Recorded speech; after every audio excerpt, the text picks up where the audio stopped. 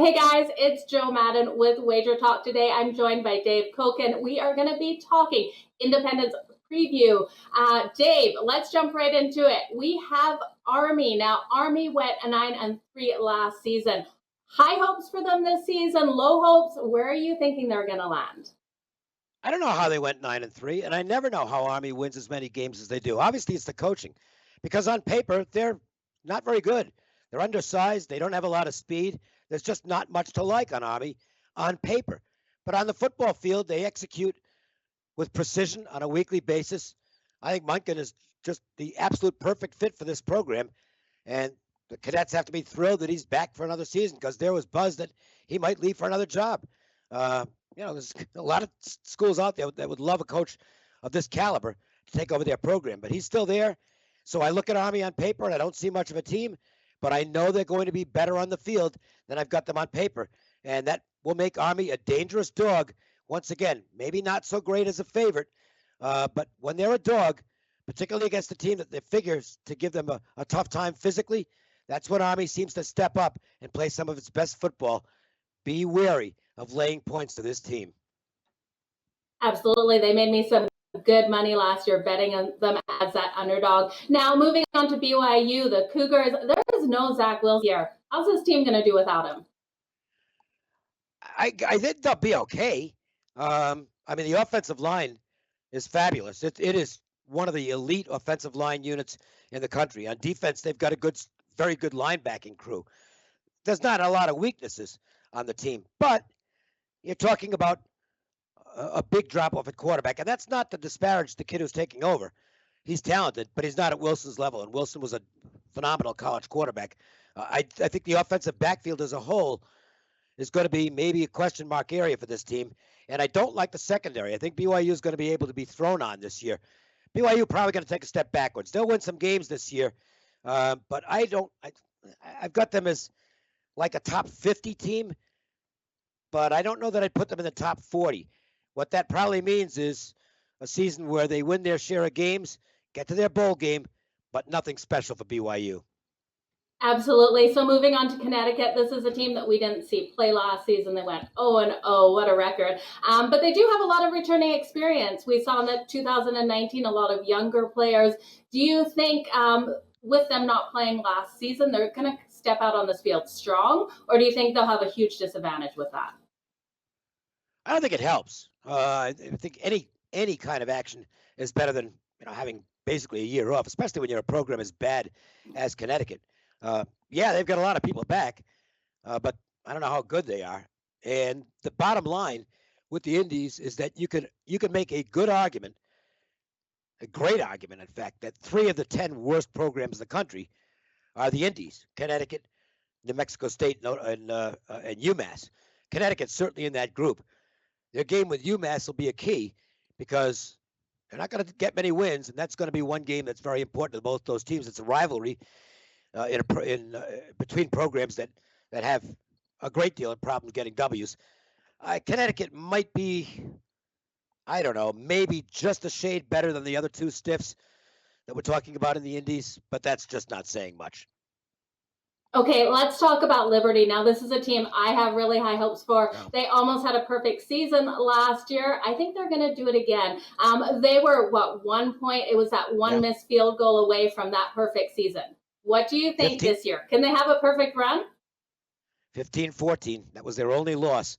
Wow, what an amazing season for Liberty. I know one thing: they're not going to catch anybody by surprise anymore. You can forget about that. Exactly. But I will tell you that there's no reason that they can't be a really good football team again. Love the quarterback. Got terrific receivers. I think the only real question on this team is maybe the back 7 on defense. The defensive line is quite good. And this program obviously has great belief in itself. So while they're not going to sneak up on anybody anymore, they're good enough to be the second strongest independent out there. They're a better team than BYU. If you're stacking the Indies from top to bottom, I think it's pretty obvious who's number 1. That's going to be Notre Dame. But Liberty looks to me to be the second best Indy out there. Okay, but what about UMass? Now, I look at this team. There's so much transition always happening. Are we going to see any consistency other than them not doing too great? That's the consistency. and not doing too great Exactly. it's charitable. That shows what a benevolent human being you are, Joe. Because I didn't that's want to not the. be rude. I didn't want to say another word. See, I have no problems being rude. I've been rude for nearly 70 years and will continue to be that way as long as I'm around. UMass is terrible. They've got no chance to be good. They don't have in a year where most schools have a ton of returning starters because of the rules that are in place this year due to what happened last year. They've only got like 10. So they're not very experienced on either side of the ball. The skill position people out there, there's just basically nothing positive on this program. If they can win more than 2 games, I'll be shocked. Yeah, I'm with you on that. Maybe. New Mexico State. Let's look at this team. Now, I think this is another position where Coach Doug Martin, it could be his last year as well. They did play some spring ball. I believe they went 1-1. What did you think of them in spring and season for them to be greatly?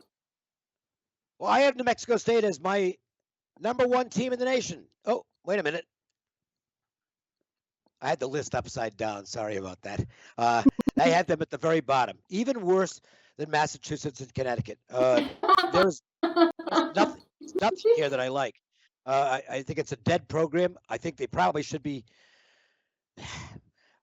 They probably should be in the FCS because I don't think there's any chance they're going to get much better in FBS. Even UMass and Connecticut, you can look at them and say, well, they're in areas where maybe they can recruit some better talent down the road and get a little more respectable. Not they're going to be good, but they can get a little more respectable. I don't think that's the case for the Aggies. I think they're basically stuck in mud at the very bottom of the FBS. And I've got them as, again, my worst power-rated team in all of FBS, and actually by a pretty decent margin. When I did my numbers, I had them literally a touchdown worse than the second worst FBS team. So they are horrendous. And if they win any games, to me, that'll be a victory for them. Well, that doesn't sound good for New Mexico State. Let's talk about a team that I do think is going to do a lot better than them. The Fighting Irish, Notre Dame. We got 53%, I believe, of their players returning this season. They've got a great quarterback. Are you liking this team? Well, I want to see if he's a great quarterback because Jack Cohn looked great at times last year. And he looked lost at times as well. He went into some spirals. True. Now he is going into a program now where you better deliver on a weekly basis, and he's replacing a guy who was just a top level college quarterback. I don't know that Book's going to be a good NFL quarterback. Yeah, in fact, I would probably say unlikely he will, but he was a terrific college quarterback. The good news for Cohen is he is surrounded by a ton of talent, and there are no apparent weaknesses on this Notre Dame team. Wide receivers could be a little bit better. I don't know if there's a lot of speed at wide out, but they've got good running backs, strong in the trenches. Notre Dame's going to be a real good team. But where does that put them overall? It puts them number 1 among all the independents. But I did my power ratings of this team, and I only came up with them about 15th overall. So I do not think Notre Dame's going to be a team knocking on the door for a playoff spot, not this season.